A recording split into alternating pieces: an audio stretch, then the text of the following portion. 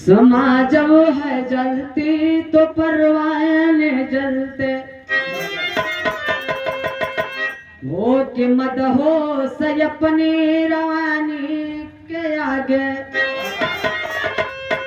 होती जवानी न बस में किसी को, खुदा भी झुका है जवानी के आगे,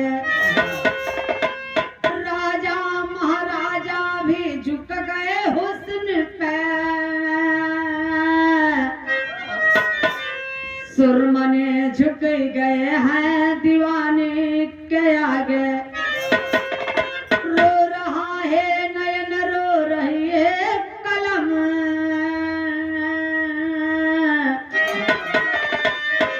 रो रहे बेचुलकते कहानी के आगे।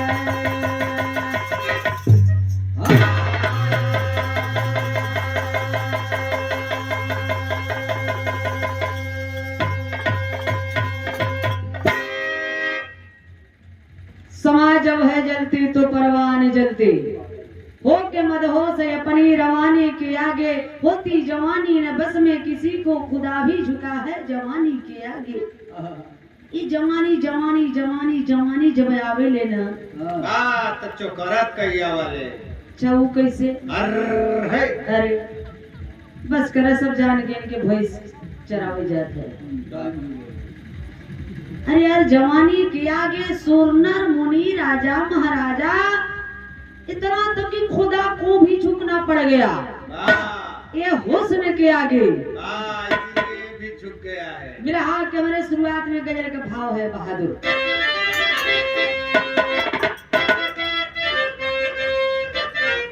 एक पर्दा और लगा देना। अरे पागल नजरे नजरे पागल, अरे पागल नजरे दिल दीवाना लगता है, दीवाना लगता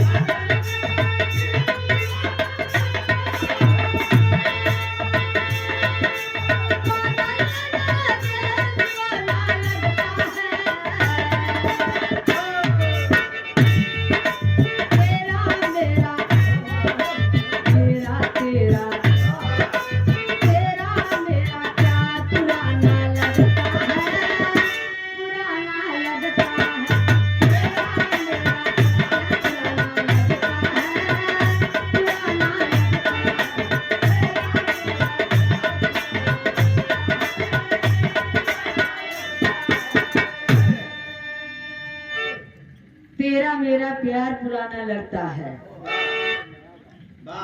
पहला नया मुलाकात है, लेकिन रिश्ता 7 जन्म के बाद। लेकिन ये प्यार न मिट्टी ऐसा लगा था कि पता नहीं वास्तविक में हम दो बहन है, तो ऐसा लगा था कि हमारी छोटकी बहन है, लक्ष्मी हमार बहन। ये प्यार है, मोहब्बत तो है। ये शरीर के अंदर बाएं तरफ एक छोटा सा दिल है, उसमें बड़ा भारी सा बिल है, और बिल जब बंद हो जाए तो सवेरे पता चली हरियर बांस काटो। वही तो पूरे बॉडी को चलाता है। पंप है पंप। ये दिल में सबका प्यार का जगह बना बा। केकर हो, भाई बहिनी का प्यार, ससुर पतोहुए के प्यार, बाप बिटिया का प्यार, जीजा साली के प्यार, महतारी बिटिया का प्यार, साड़ू तरवंडी के प्यार, ज्योति का हमार प्यार, हमार तोहार प्यार। यह तो प्यार है।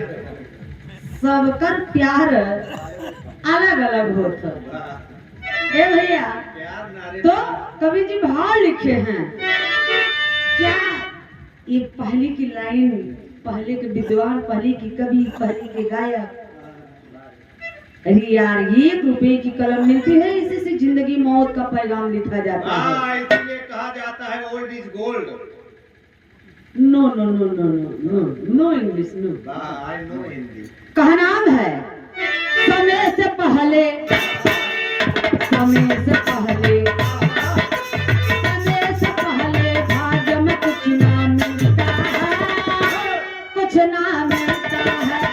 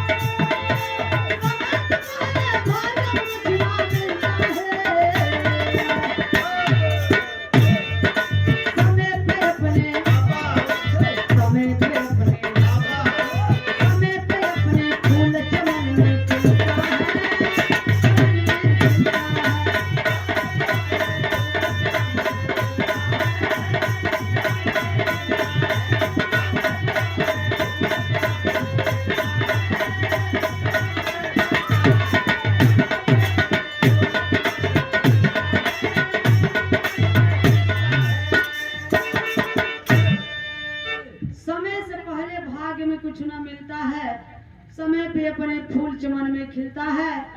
बाबू समय बलवान होता है। समय एक ऐसा चीज है कि सबकी एक ही अंगुली पर नचावेले, लेकिन तकदीर सबकर अलग अलग होले। समय कोई के ना छोड़ले।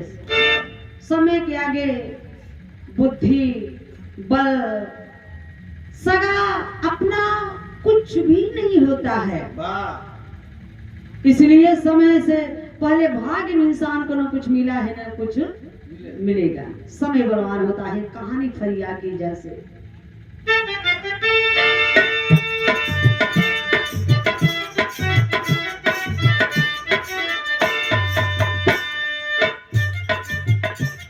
राजा चंद्रसेन चंदनपुर के बसैया,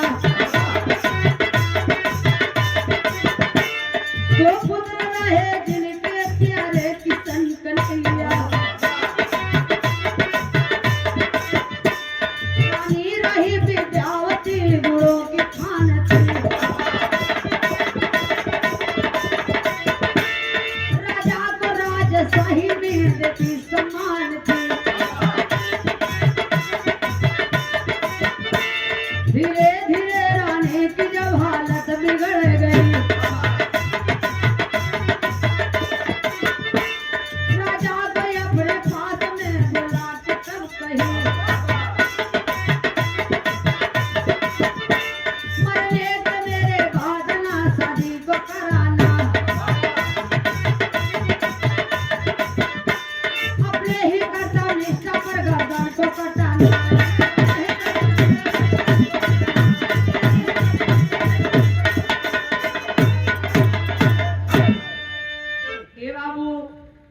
राजा चंद्रसेन चंदनपुर का रहे वाला, उनका रानी विद्यावती देवी, दोनों राजा रानी के बीच में 2 लड़का। बड़े लड़का का नाम किशन, छोटे लड़का का नाम कन्हैया।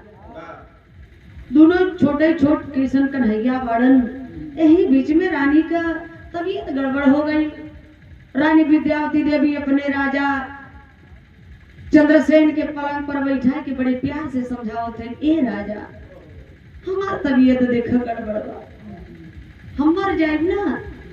तो देखा राजा अपने कर्तव्य निष्ठा पे गर्दन के कटा दिया, समाज के गांव के लिए सब कुछ न्यौछावर कर दिया अपने आप के राजा। लेकिन सैया दूसरी शादी मत करिया। सुन ले है कि लहुरी रानी आवेली तो बचवन के बड़ा कष्ट, बड़ा तकलीफ मिलेला। धीरे धीरे बाबू समय बीतत गई। यही बीच में रानी विद्यावती देवी का तबीयत ज्यादा अचानक खराब हो गई। अचानक जब खराब हो गए ए बाबू इतना ही नहीं, ये दुनिया छोड़ के रानी विद्यावती देवी ये दुनिया संसार छोड़ के चल गई। तब राजा चंद्रसेन हर अपन दोनों बचवा किशन और कन्हैया के लेकर रोवत बाटन और मंत्री गड़ियाई के राजा चंद्रसेन के समझावे लगल। कहलन ए राजा, अरे राजा आप राजा हो के इतनी छोटी सी काम करत बाटा, रोवा मत राजा, ये रोले से काम ना चले। एक रानी मर गई राजा, इतनी बड़ी चिंता कैले बाटा, कहवा रानी लिया के लाइन लगवा दे यहाँ से हीरागंज तक और काल कर लेता है इनसे मिला लाइन लगी बा। I am contractor of film. हाँ वायरल करना चाहिए आपका नंबर ताकि भाई संपर्क लोग करे को भैया। तो देखा है यार मंत्रीगण राजा चंद्रसेन के समझावत कैसे बाटन। पहला था कॉन्ट्रैक्ट है सूरज कैले तो से कोई गाँव बगा लड़ी गए, नहीं लगी ना, चला बाकी घराना है चिड़ाई से लड़ा रहा बहे के पुरवाता बह गए पछवा मोर सजना।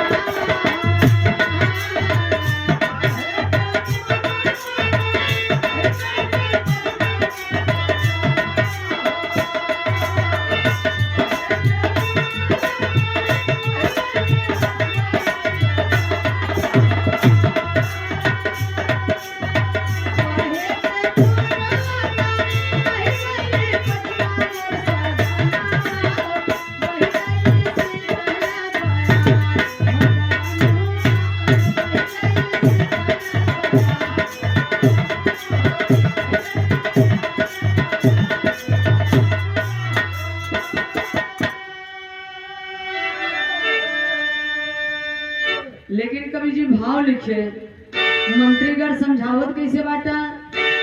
चिंता जाता वाला से घटल शरीर धरि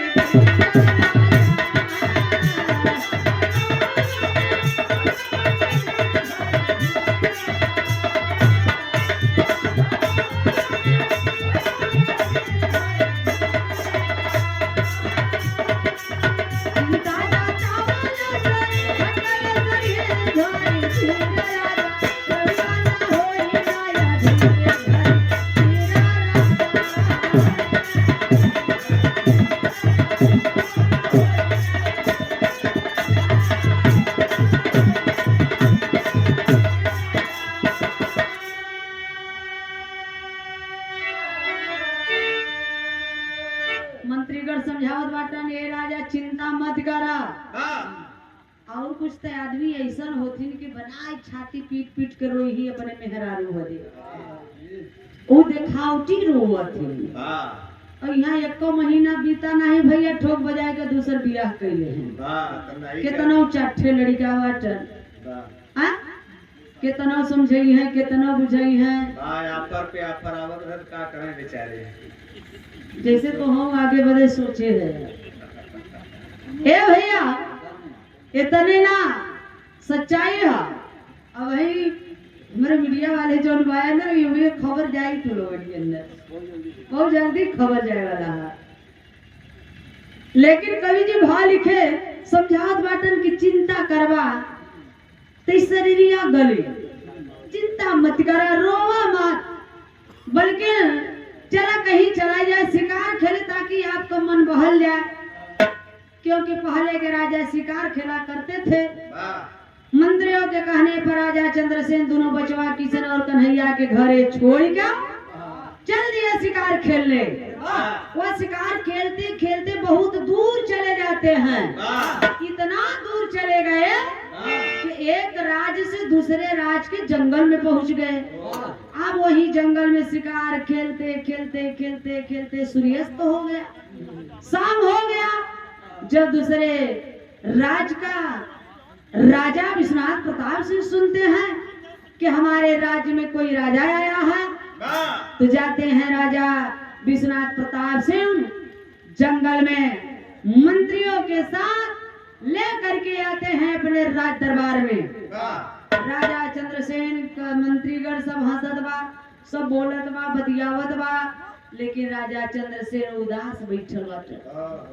राजा चंद्रसेन की उदासी देख करके राजा विश्वनाथ प्रताप सिंह पूछ बैठे, अरे राजा का बात बा? सब हंसत बा, बोलत बा, बतियावत बा, लेकिन आप इतना चिंता में काहे बैठल बाटा? राजा चंद्रसेन कहलन, ये राजा का बताई तुमसे, हमार रानी, हमार अर्धांगिनी धर्म पत्नी रानी विद्यावती देवी ये दुनिया छोड़ के चल गई बाटे। हमार घरमा बैठे बचवा बाटन किसन और कन्हैया, उन लोगन के पालन पोषण माई के प्यार दुलार के देत होई। अरे बाप रे बाप, ये तनी बात सुनकर के राजा विश्वनाथ प्रताप सिंह अपनी इकलौती बेटी चंदा की शादी राजा चंद्रसेन से कर दिए। क्यों कर दिया? धन के लालच में। राजा चंद्रसेन के हर चौथापन लग गवा बा, बुढ़ाई का समय बा, और ये हर चंदा 16 बसंत पार कैले बा, एकदम मरमरात चरचराता। अरे बाप रे बाप, इतनी सुघर बा चंदा, बा all the best, very beautiful handsome girl, अति सुंदर, इतनी सुंदर कि जितने बखान करी उतने कम बा। अब देखे राजा चंद्रसेन लहुरी रानी लेके यानी दूसरी शादी करके दूसरे राज्य में लहुरी रानी लेके अपने घरे आवत बाटन। अच्छा, लोग जब विदाई करा के लौटत थे तो बड़ा मुस्कियात थे, बड़ा हंसत थे क्या राजा? आज मैं 7 समुंदर पार जाऊंगा। अच्छा, पान खई है, चबात रही है, हंसत रही है, और मेहरारू कही के जा मुँह फुगलू, हम तो एक दिना रोवत है, तू तो जिंदगी भर सब दिना रो। अब देखा दुल्हन लहुरी रानी लेके आवत बाटन, कैसे आवत बाटन? राजा चंद्रसेन गीत लग गए,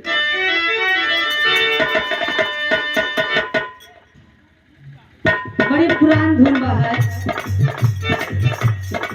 पुरनिया लोग कहलन कि पुरान धुन में बड़ा रस मिलेला। पुरान धुन, पुरान गुड़, पुरान चावल, पुरान दारू, पुरन की मेहरारू, तो उससे बड़ा चूतिया तब के बाद सब नईकी पे मरा था, तो पुरन की जब। अरे यार, बिना पुरन की के गुण सहूर सिखाए। अच्छा, वही का सही बात बोला है, बढ़िया बढ़िया गीत के लाइन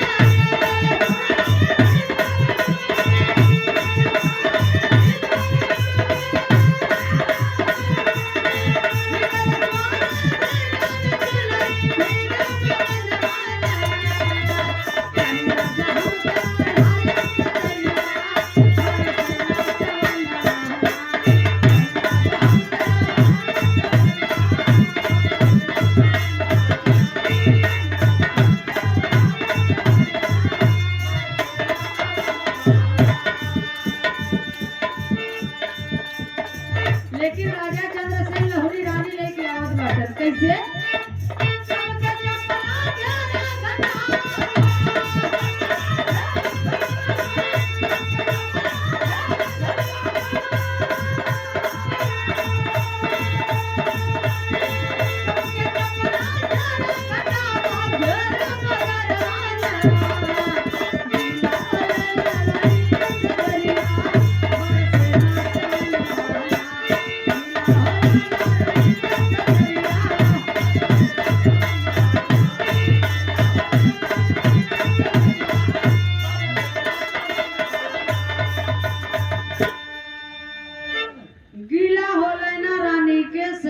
भैया बरसे ना सवनवाना, हाय हाय बदरी घेरे बा कर जाता तड़काता बिजली, लेकिन तबो पानी नहीं बरसता।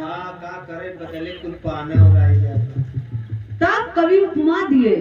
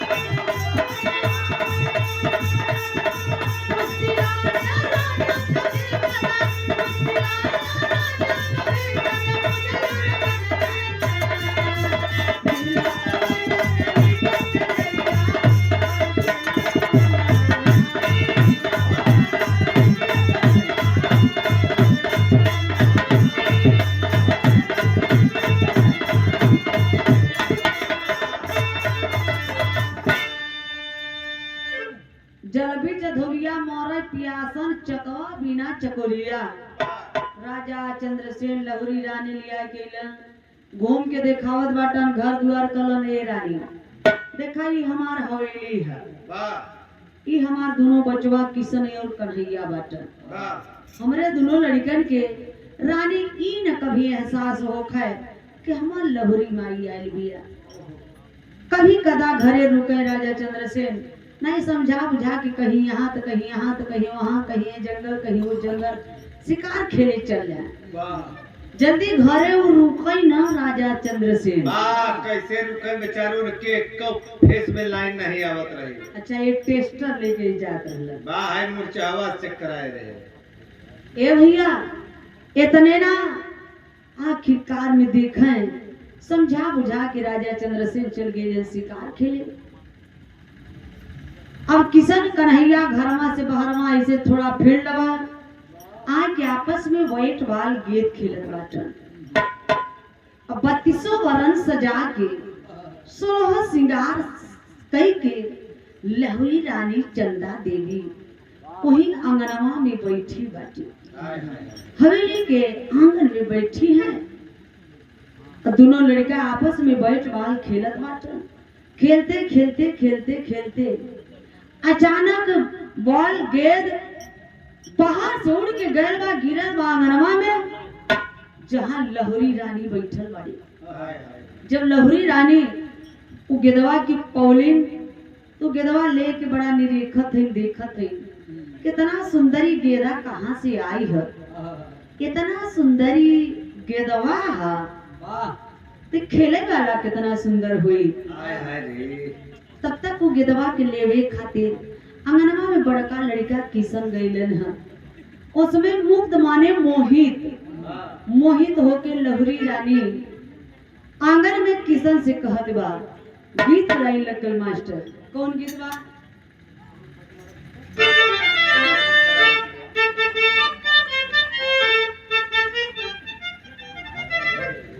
एके बाबू रामदेव गाँव है। का गाँव है भैया? अपने जमाने में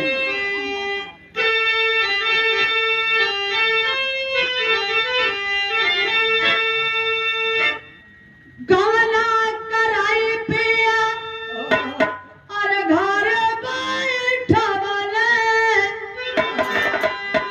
अरे अपने कोइलरिया में लागले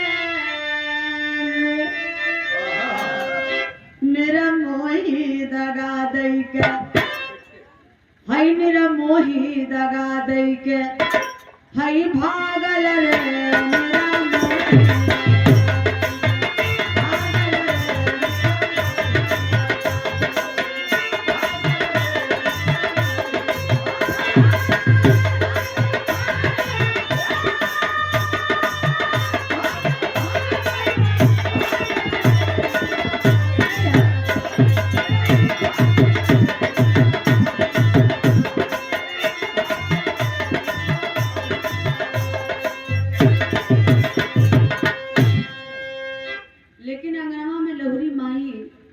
किशन से कहत का बा देखे माई कर बाहरे माई कौन माई है का कहत बा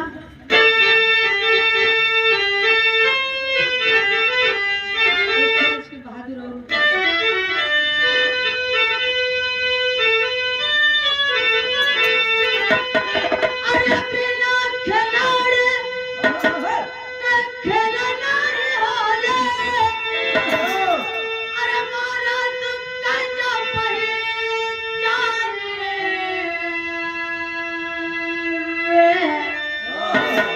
मारा छक्का तू बल्ला के अरे मारा छक्का तू बल्ला के है ताने रे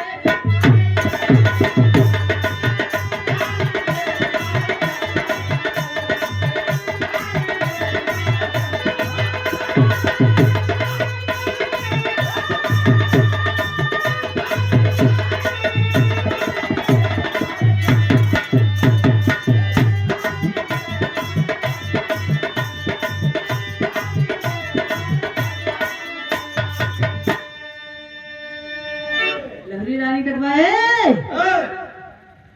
आवा तो के सब कुछ सिखा दे छक्का मरल जाला अरे तोहे समझाई आउट ना हो पाइबा तो क्या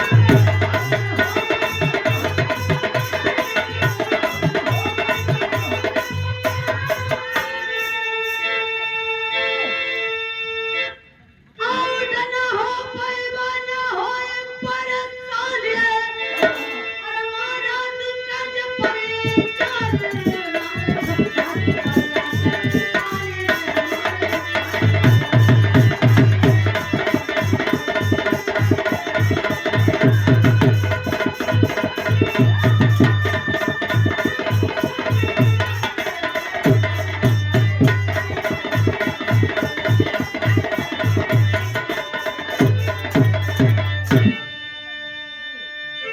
बाहरे लहरी माई किशन से करवाए है किसान I love you my darling वो समय इंग्लिश चलत रहा का बात थोड़ा सेंस रहा हेलो हेलो हेलो हेलो सब कुछ तो के सिखा दे बा कैसे छक्का मारल जाला कैसे चौका मारल जाला कैसे दुक्की मारल जाला कैसे साट मारल जाला आउट ना हो पाइबा किसान बा आवा आवा फील्ड में आवा हाँ आवा आवा सब कुछ सिखा दे बा इतनी बतिया जब किसान अपनी धर्म की माई के बात सुनलन है कहलन ये माई ये तू कहाँ करते हो माई तू हमार धर्म के माई बाटो ये तोरे मुंह से शोभा ना देत हो माई उस समय अंगनमा में किशन रोई के अपने लहरी माई से कहलन जवाब में का कहलन बाबू माई बिल के ओढ़ाई अचरा ए भैया माई बिल के ओढ़ाई अचरा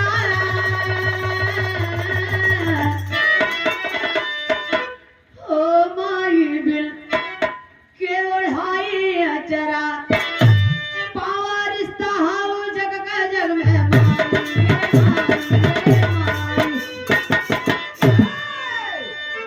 माई बिन के ओढ़ाई अचरा ए माई हे जौन तोहार आंचल है न माई ई पाक होला के नपाक मत कर माई तू हमार धर्म के मतारी बाड़ो तोरे मुख से शोभा ना देत रे माई अरे बाप रे बाप लहरी रानी टाट के कहती है कारदार किसान मैं तुम्हारी माँ नहीं हूँ तू मेरा बेटा नहीं है इसके कदामर पाक सदा है इसके कदामर पाक सदा न पाक बनाना चाहे नहीं जब समा जलती है तो परवाने को परवाह नहीं खबरदार माता जो कहा खबरदार माता जो कहा मैं खा तेरा खिंचवा लूंगी राजा दूरती सीधी कहा के मैं भारत से छुड़वा दूंगी किशन कलन ये माई तू हमार माई बाटो हम तोहार बेटवा है लौरी रानी कलेश के किशन ये माता पुत्र का कोई कोई रिश्ता नहीं है हमारे तुम्हारे बीच में।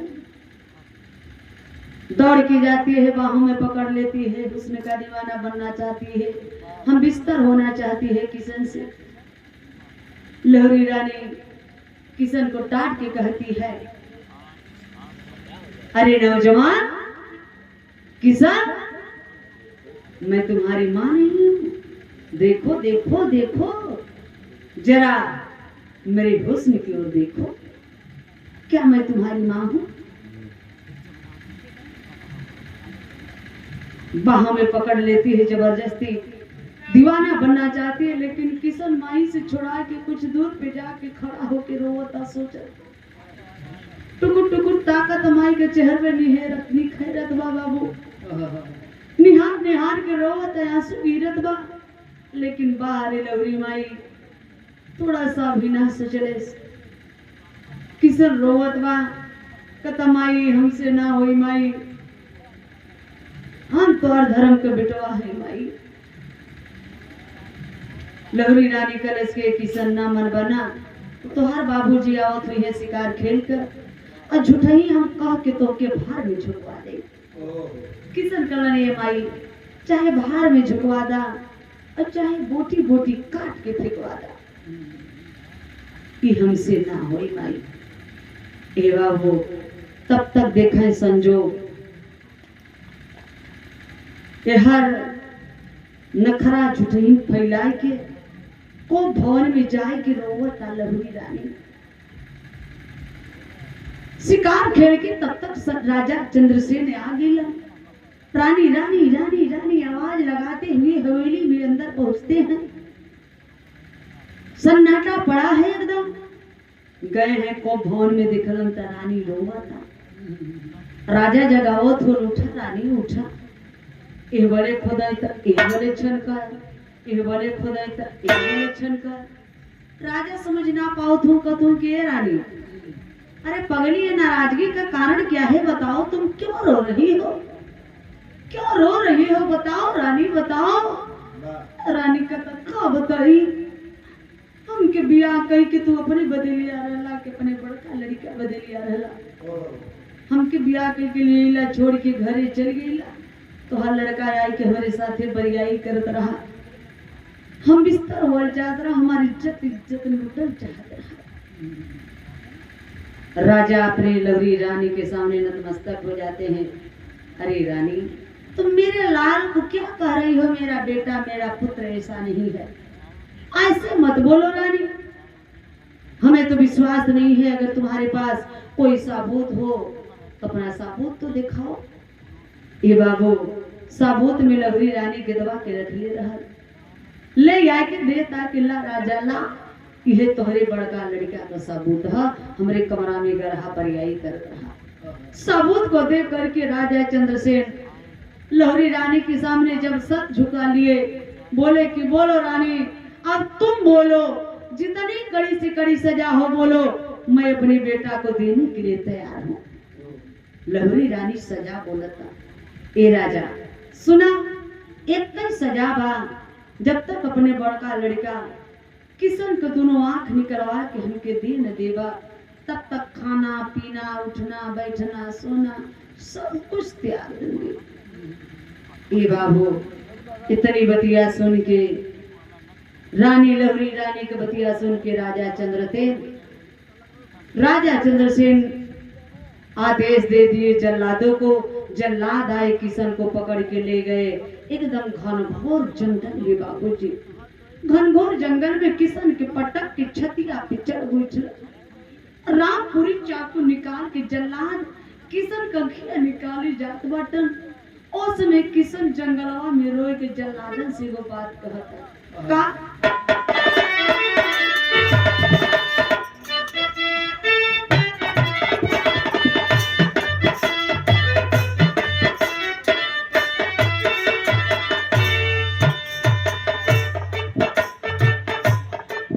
माई बहन गावत थे, हमारे मिर्जापुर में गावत थे,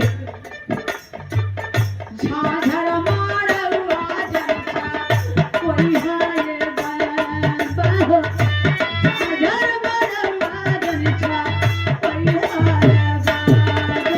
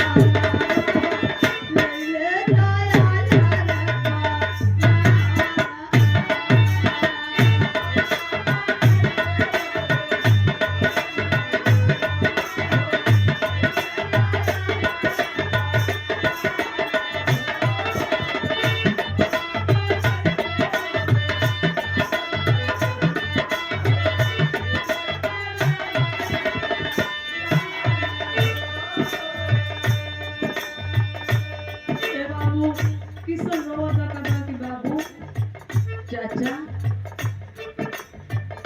हमें पराना का चिंता ना बा, हम ऐसे तो एक चीज की चिंता बा, चिंता ना है हवे चाचा आइले सरले काया